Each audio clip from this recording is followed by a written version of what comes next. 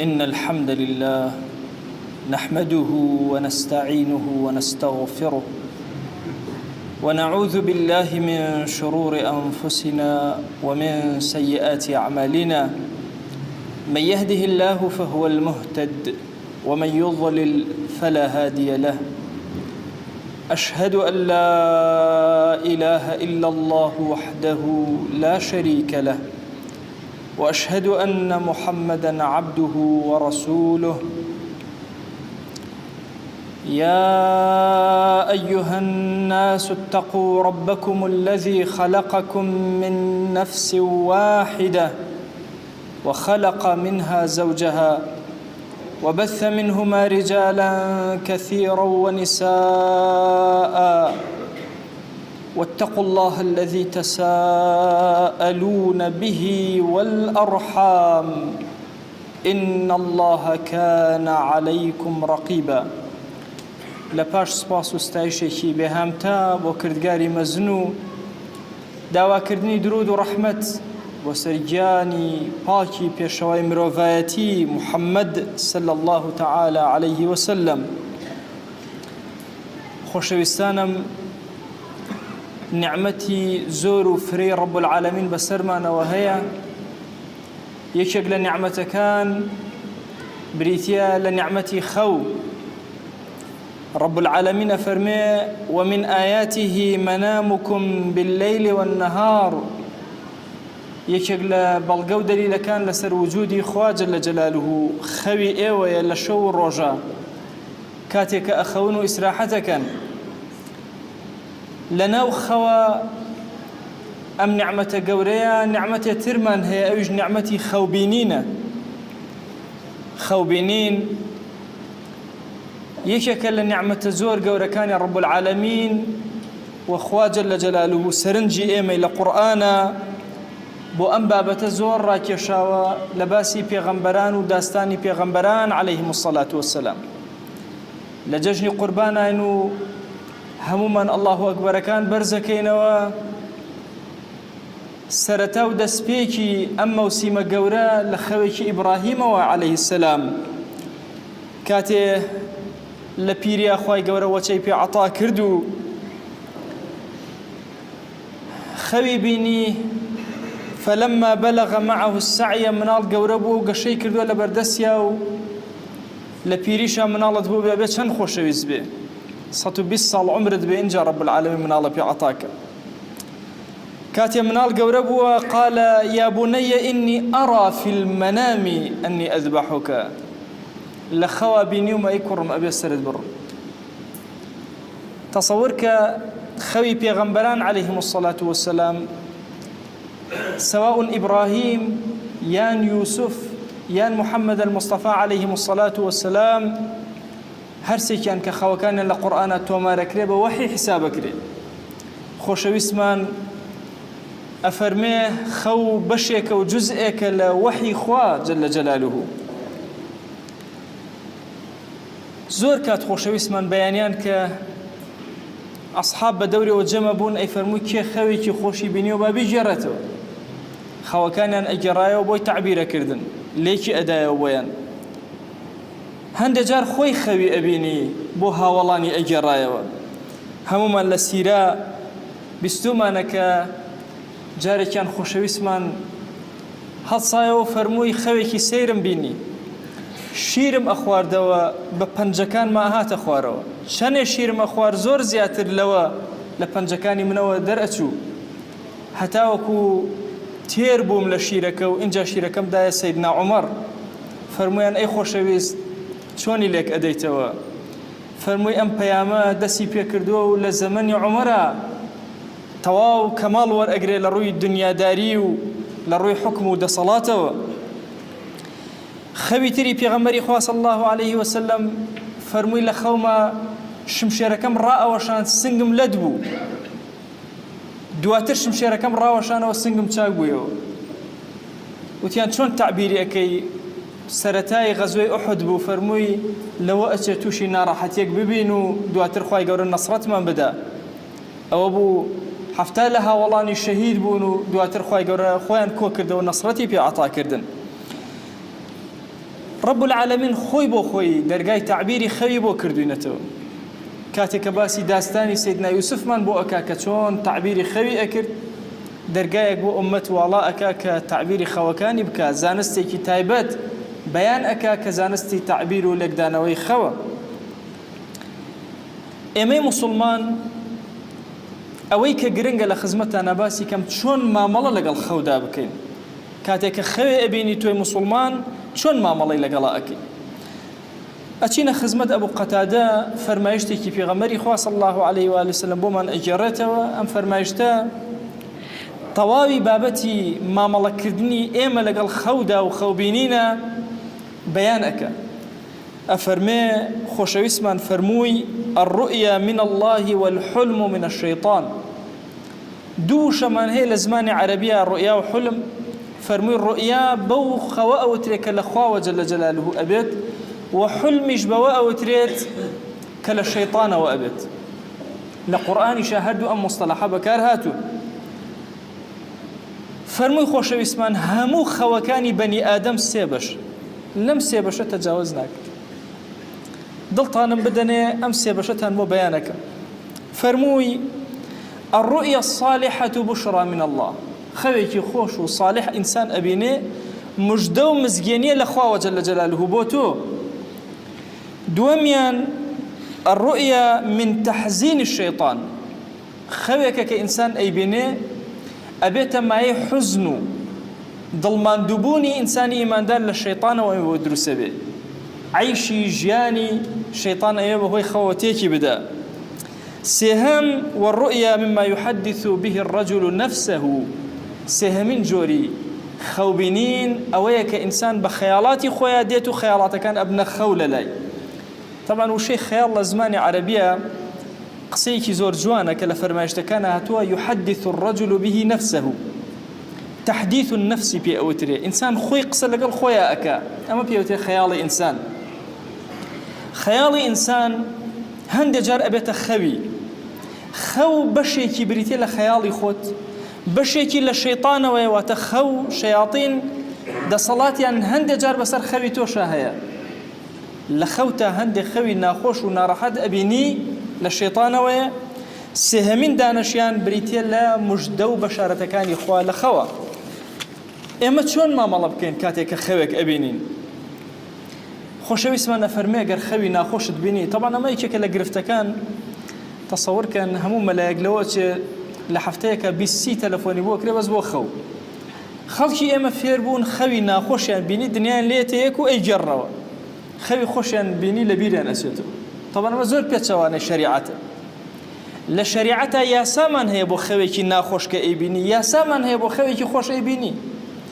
آخر ئیسلام لە دانشۆردنێکی تۆوە هەتاوەکو مامەڵە و دەسەڵات و حکومداری و سیاسەتی باس کردووە یاساشی بۆ خەوت داناوە چۆن بخەوی چۆن هەڵسی چۆن خەو ببینی یاسای بۆ خەوبینەکەشت داناوە عەزیزم ئەفەرمێ خەوەکان دوو بەشە یان ناخۆشە کە ئەیبینی یا خۆشە لەم دوانە تەجاوز ناکە بۆ هەر یەکێکیشیان پێغەمبەری خوا صلی الله عليه وسلم مامەڵەیەکی تەندروستی داناوە کە ئێمە چۆن مامەڵەی لەگەڵاک یەکەم دانە ئەگەر خەوێکت بینی ناخۆش بوو چۆن مامەڵەی لەگەڵاک چەندین فەرمایش هاتووە باسی ئادابی بینینی خەوی ناخۆشمان بۆ ئەک کۆی خاڵەکان کە باس کراوە بریتیە لەم چەند خاڵە و دوایش فەرمایشتەکان لە خزمەتتان ناباسک خەوێکی ناخۆشت بینی کە خەبەرت بووە خوایە پەنا ئەگرم بە تۆ لەم شەڕە شەڕی ئەم خەوە ئەمە یەک دووەم خوایە پەنا ئەگرم بە تۆ لە شەیطان دوو جار أعوذ بالله أكي أعوذ بالله من شرها شر أمخو رؤيايا أعوذ بالله من الشيطان الرجيم دو جار دواتر سنة وهايا بلاي شبتا سيبف أكيد بلاي شبا سيجار إنسان أبام شوازة ببي أو الريق درشي ببي أو يتف درشي سيبف أكي بلاي شيا بلاي شبتا دليل بو أويك الشياطين للاي شبي إنسانون ئەمە سێ خاڵی چوارەم ئەفەرمێ فەلیەقم کە خەوێکی ناخۆشت بین لە جێگەکەتا مەمێنەرەوە هەستە وشەی فاء بەکارهێنێ فەرمایشتەکە یعنی یەکسەر هەستە دواتر فەلیوسەلی یەکسەر بڕۆ دەستێژ بگرە و نوێشکە لقل أمشى ولا يحدث بها الناس أما قرنقة كوتا خال لا يكز أم خواباز مكا أما آداب دين وشريعته أعوذ بالله لشر خوكا أعوذ بالله للشيطان سيفف بلاي شبتا زو هسته لجيغاكت دزنيش بقرا نويشك للاي هيج كسي قسمك لفرما يشتكي بخاري فرمي فإنها لا تضره أجر بمشي وذكر خوكا مهما كان ناخوش به هيج زررق لم نادا سلامة أبي نجاتي أبي يا سايتو بو خوبينيني خراب أما يك عرسانك أفرمي فإذا رأى أحدكم ما يكره فليقم فليصلي ولا يحدث بها الناس أجر خويكي بيني كوا بينا رحد وبينا خوشبو رايش الله كان لخوا ترسا با يكسر لشويني خوي هلسي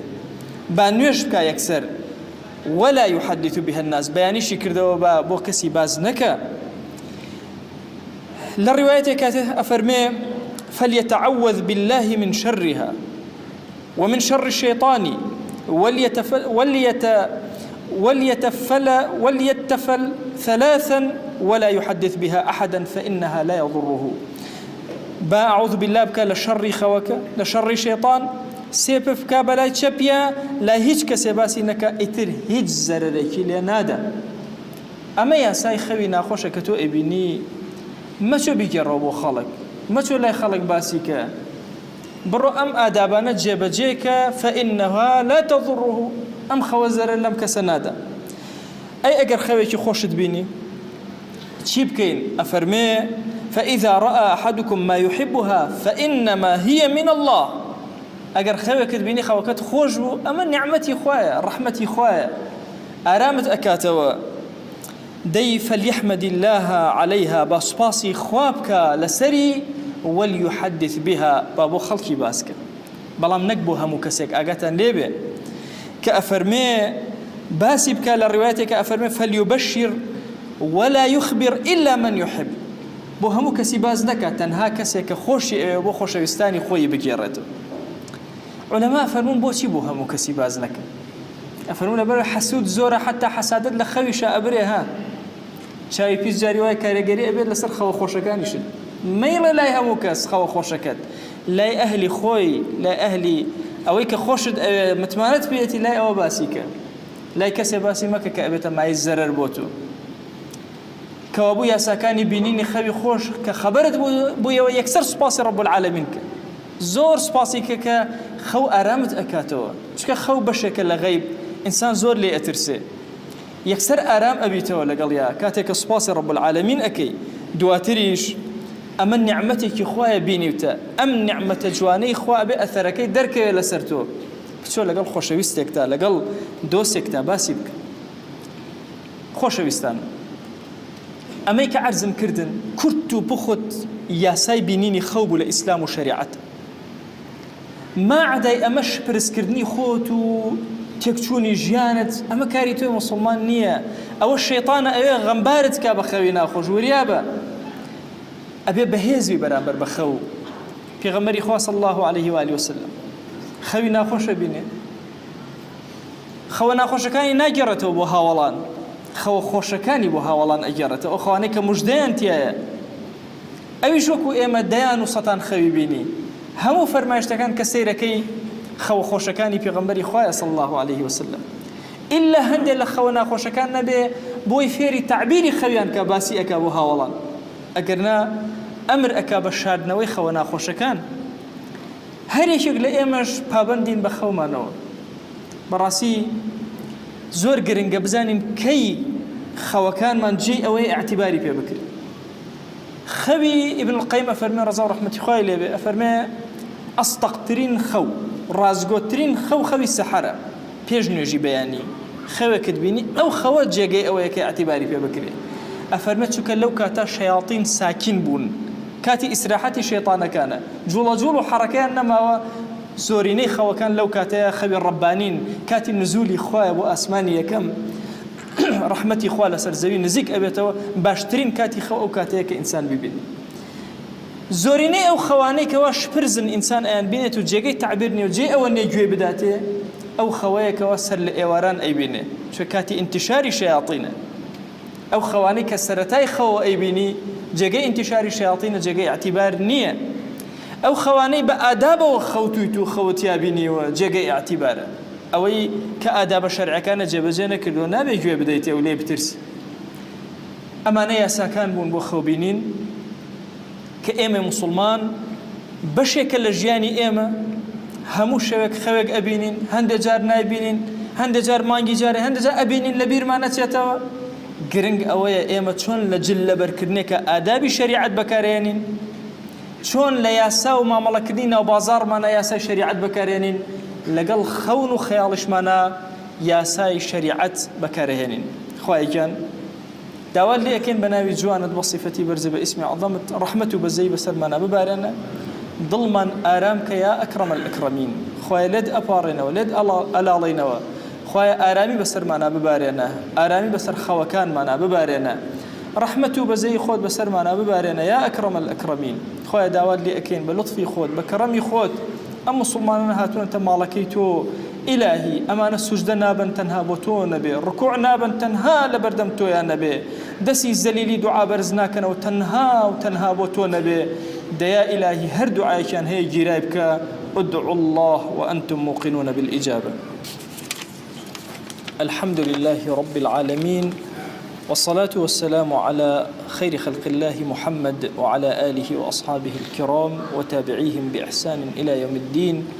أوصيكم عباد الله ونفسي قبلكم بتقوى الله وكثرة مخافته فإن التقوى شعار المؤمنين ودثار المتقين ووصية الله تبارك وتعالى في وفيكم وفي الخلق أجمعين وشوي سكام يوجد نعمتك رب العالمين السرمى وبريتيا جورمما ويوجد نعمتك بريتين شاور ما وشاء كإنسان مسلمان وينوشا هر يوجد إما زانمك وحي بشي وجه وحي ورما وروينايا شيش كرمة تاوكو ورمكيما راسبا دروسبا باشي وازبا كشريعة داواش كردن ابن القيم رضا رحمة خواش ونبو إما سلما فر بجواني بي روشن كرو فرماو من أراد أن تصدق رؤياه فليتحرى الصدق هركز قرقشا فرفرة ورمكيش راسبا باوش فر الراس قوبو قد دروي زوان شرني دروي خيال شرني طبعا يو تشاتي واكا دروي مارو سر زواني ما أنا كخيال أنا دروي ما كردي بود ما دروي مسر زواني ما فرقوش ما جرى جدروزنا زوان فيرو دروي بو حتى زوان الرازقو بو زياتر ورمكيش الرازقو ترني كابو يكم دانا زوان صرو رازقوي بكار بارا فير كره بارا شره بوبا ما يعني ورمكي راسبه دوام واكل الحلال شنو حلالي ده دائما حلال وربه تحريك رجيله كم تشوف وفر حلال انا يور والمحافظه على الاوامر والنواهي دائما بارزغاري كرجه فرمانك خوي فرزك الجبجه كره سنتك كره جنه هيك ودور وزو ما استطاع تشن توال ان بوبا ما يعني كورمكي ورم راسبه ولينم على طهاره كامله سرو باچی و تمامی بوسه محاوله کرده لشلگران نبو دسو دیمو بو اینجا سرویا که تو کشیره مستقبل القبلة الرو كره قبله ويذكر الله حتى تغلبه عيناه ذكر خواي قوري كره حتى وكو تشمكل وردم لا ورم تشني خواي تشني ذكر خواي بوسه فإن رؤياه لا تكذب البتة أكات ورمكل هيج كات دروشة مجنون دقيق برمش عرك برمش إما أرونا قلت ما يوتشاتشي وكدرون ما مشوش كرو أور من راحتني كوين مشى بطاقتي ما كرو بزاري ما كرو قرك ما أنا قلت ما برو أنا بالمكا شيء جا مستقبل وما يومنا كوتش إنسان فرتر سو جوارمي شكا بعض حوالات مستقبلية جيانو إنسان يشتغلني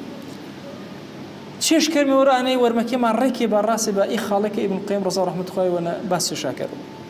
اینجا چنی آنی چه